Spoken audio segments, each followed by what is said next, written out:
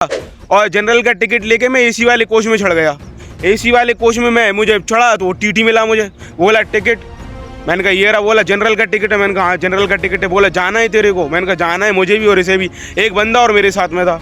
वो बोला 5,000 रुपये लूँगा। मैंने कहा मैं 5 नहीं तुझे 5500 दूंगा। मैंने कहा सीट चाहिए। कहने लग रहा है सीट नहीं है। मैंने कहा सीट चाहिए सर, बिना सीट के नहीं जा सकता हूँ मैं। बोला 6,000 में भी सीट नहीं है तो तुझे दूँ कहाँ से? उसने अगले स्टेशन पे मुझे बाहर फेंक दिया। जिस तरीके से अंग्रेज़ों ने गांधी जी को बाहर फेंक दिया था उसी तरीके से उसने भी मुझे बाहर फेंक दिया। मुझे बड़ा बुरा लगा। मैंने कहा मैं तो वर्ना सिस्टम में आता हूँ, मैं तो कैरेक्टर से ब्राह्मण हूँ, मैं कैसे ज़मीन में सो सकता हूँ?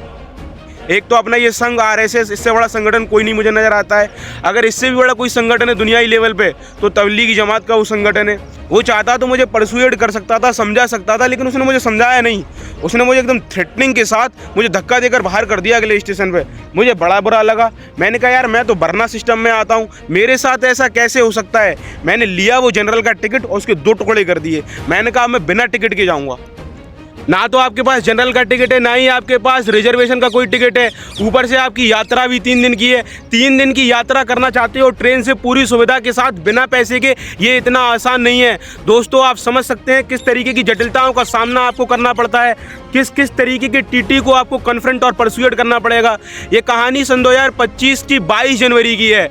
मुझे तबलीगी जमात में जाना था। तबलीगी जमात में जाने के लिए मैंने 22 जनवरी को अपना साजो सामान उठाया, अपना पूरा बैग तैयार किया और तबलीगी जमात के साथियों को दे दिया और वो मुझे मस्जिद लेकर गए। मस्जिद में मैं बैठा हुआ हूँ, वो मुंबई जाने की तैयारी चल रही है, मुंबई जमात को जाना था। अचानक मेरे फ़ोन पे रिंग बजती है। मैं देखता हूँ फादर का फ़ोन आ रहा है। उन्होंने मुझे बताया कि आज ही और इसी वक्त भुवनेश्वर निकलना है। अब देखो मैं अकेला बंदा हूँ, एक बंदा एक टाइम पर एक ही जगह जा सकता है। अब मुझे प्रेफर करना था कि मुझे धार्मिक यात्रा करनी है, मुंबई जाना है या फिर फादर के कहने पर भुवनेश्वर जाना है। तो मैंने भुवनेश्वर जाना तय कर लिया। और मैं आपको बता दूं ये वही तबलीगी जमात है जिसका संचालन दिल्ली से मौलाना साद साहब करते हैं। ये वही तबलीगी जमात है जिसको कोरोना टाइम पर इंडियन मीडिया ने एक हाइप क्रिएट किया था कि किस तरीके से तबलीगी जमात ने कोरोना को ज़मीन पर उतारा है। बाद में कोर्ट ने क्लीन चिट दे दिया। भारत में 2 बड़े संगठन है, एक तो ये अपना RSS संघ, ये भारत का बड़ा लेवल का संगठन है। दूसरा तबलीगी जमात, इससे भी बड़ा संगठन है और ये दुनिया लेवल का बड़ा संगठन है। मुझे नहीं नज़र आता कि तबलीगी जमात से बड़ा संगठन दुनिया लेवल पर कोई है या नहीं है। खैर अब देखो दोस्तों मैंने क्या करा, मैंने टिकट देखी, मैंने where is my train app खोला और वहाँ देखा कि मथुरा से कोई ट्रेन है या नहीं है। उस समय मथुरा से कोई ट्रेन भुवनेश्वर के लिए नहीं थी। फिर मैंने कानपुर सेंट्रल से देखा, कानपुर सेंट्रल से रात के 2 बजे एक ट्रेन जा रही थी।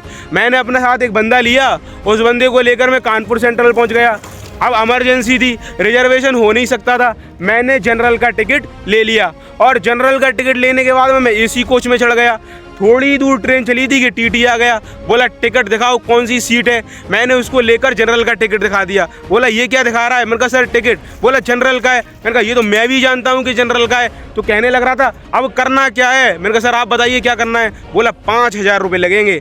मैंने कहा टेंशन मत लो सर, मैं 5 नहीं दूंगा 55 से दूंगा। 2 बंदे हैं, एक सीट दे दो। बोला सीट नहीं दूंगा, ज़मीन में पड़ी लगानी पड़ेगी, ज़मीन में पड़ी लगा ले, 5,000 रुपये दे दे। मैंने उसको बताया सर मैं वर्ना सिस्टम में आता हूँ, सर मैं कैरेक्टर से ब्राह्मणवादी हूँ, आप मुझे ज़मीन में लेटने का कह रहे हो, शर्म नहीं आती? बस इतना ही तो कहना था। उसने गांधी जी, जिस तरह गोरों ने गांधी जी को ट्रेन से बाहर फेंक दिया था, उसने मुझे धक्का देकर ट्रेन से बाहर फेंक दिया। उसने मुझे ट्रेन से बाहर फेंक दिया। सही बता रहा हूँ दोस्तों, टू बी ऑनेस्ट ये बात मुझे इतनी बुरी लगी कि मैं वर्ना सिस्टम में आता हूँ, मुझे कैसे वो बाहर फेंक सकता है। मैंने गुस्से में जो जनरल का टिकट मेरे पास था मैंने वो भी फाड़ दिया। अब मैंने कहा मैं भुवनेश्वर जाऊँगा बिना टिकट के। फिर मैंने ट्रेन देखी, अगली ट्रेन सुबह के 4 बजे थी। अब स्टेशन पर ट्रेन आई, इस बार मैं AC वाले कोच में न चढ़ के मैं रिजर्वेशन यानी स्लीपर कोच में चढ़ गया। रात के 4 बज रहे थे। अब ना मेरे पास जनरल का कोई टिकट है, किसी प्रकार का कोई टिकट नहीं है, जनरल का टिकट भी मैं फाड़ चुका हूँ। अब दूसरा वाला जो बंदा है वो नींद में ओंग रहा था, उसके हाथ में एक हैंकी टाइप का कुछ कपड़ा था, उसने नीचे मारा और वो ज़मीन में ही फैल गया। और वैसे भी उसकी आदत थी, वो हमेशा ज़मीन में ही फैलता है। मेरे से कहने लग रहा था अबे कंबल निकाल ले, रात ख़राब हो रही है। यहीं बड़ी मार जाते हैं, फिर टीटी आ जाएगा। मैंने उसको बताया भाई मैं वरना सिस्टम में आता हूँ, मैं कैरेक्टर से ब्राह्मणवादी हूँ, साले मैं ज़मीन में सोऊंगा तो ये मेरी डिग्निटी के खिलाफ नहीं है। उसने कहा तू तेरा देख, मैं सो रहा हूँ। अब दोस्तों मेरा बड़ा दिमाग खराब, मैंने कहा टीटी आने वाला होगा, जनरल का टिकट था वो भी फाड़ दिया, और इधर ईगो पे बात आ गई, ये पैसा एक देना नहीं है, बिना टिकट के भुवनेश्वर जाना है। तो मैं गया आगे, ट्रेन का जहाँ इंजन होता है, ट्रेन के इंजन से पहले एक डिब्बा होता है, एक कोच होता है, मैनेजर ट्रेन मैनेजर का कोच होता है वो। मैं वहाँ गया, 2 बंदे थे वहाँ ऑपरेटर। मैंने उनको बताया कि भाई साहब मुझे भुवनेश्वर तक छोड़ना है। उन्होंने कहा छोड़ देंगे, कोई बात नहीं है, आ जाओ। कितने लोग हैं? मैंने कहा 2। उसने बोला 2000 रुपये दे देना। मैंने कहा मेरे पास 2 रुपये भी नहीं है। मैंने उसको तमाम कोशिशें की परस्यूट करने की, वो नहीं माना। उसने भी बोला धक्का दे दिया मुझे, वहीं जा। फिर मैं लौट के आ रहा हूँ अपने उसी कोच में। अब एसी कोच में होते हुए मैं आ रहा हूँ वापस, बीच में फिर मुझे टीटी मिल गया, बोला टिकट दिखा। अब मेरे पास टिकट तो है नहीं। मैंने उसको बोल दिया मैं आरपीएफ में हूँ, स्टाफ हूँ। अरे उसने बड़ी इज्जत दी, आप आरपीएफ में? अच्छा कोई बात नहीं है, सीट है आपके पास? मैंने कहा सीट नहीं है। चलो कोई बात नहीं है, थोड़ी देर आप मैनेज करो, सीट कोई खाली होगी तो मैं आपको बताऊँगा। अब क्योंकि वो टीटी तो अगले स्टेशन पर उतर जाएगा, तो मैं उसको ज़्यादा देर तक भरोसा नहीं कर सकता था।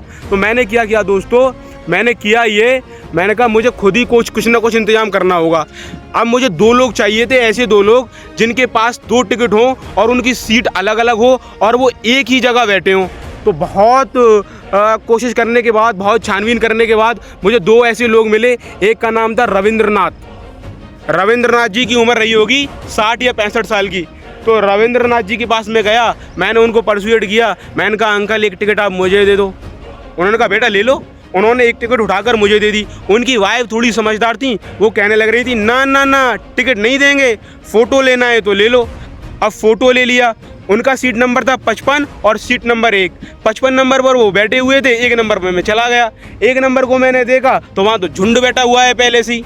मैंने कहा कोई बात नहीं है, किसी को परेशानी नहीं देनी है। अब दिन भी निकल आया। अब ऐसे करके शाम कट गई। अच्छा सुबह ये हुआ, कई टीटी आए और उन्होंने सबकी टिकट चेक करी, लेकिन हमारी नहीं करी। अब लगभग 4 बज रहे होंगे शाम के 4 बज गए। अब टीटी आकर सामने बैठ गया, उसने सबके टिकट चेक कर लिए, लेकिन हमारा नहीं मांगा। अब मैं जो है बाहर की तरफ देख रहा हूँ और मूंगफली चबाते जा रहा हूँ, मन ही मन में दुआ कर रहा हूँ ये चला जाए। वो जाने का नाम नहीं ले रहा है। मैंने कहा कोई बात नहीं है। फिर अचानक वो बोलता है रविंद्रनाथ, मैंने इग्नोर मार दिया। फिर उसने बोला एक बार रविंद्रनाथ, फिर मैंने इग्नोर मार दिया। फिर उसने बोला ए यू, मैंने कहा जी सर, टिकट कहाँ है? मैं गया, फ़ोन में फ़ोटो दिखाया उसको, वो मान गया। इस तरीके से मेरी यात्रा कुशल रही। इसको लेकर मैं एक शेर सुनाना चाहता हूँ। नाज से आए शहरे खामोशा में वो कब्र देखी जो मेरी, तो ये कहने लगे कम से कम इसकी इतनी तो तरक्की हुई, एक बेघर ने अच्छा सा घर ले लिया।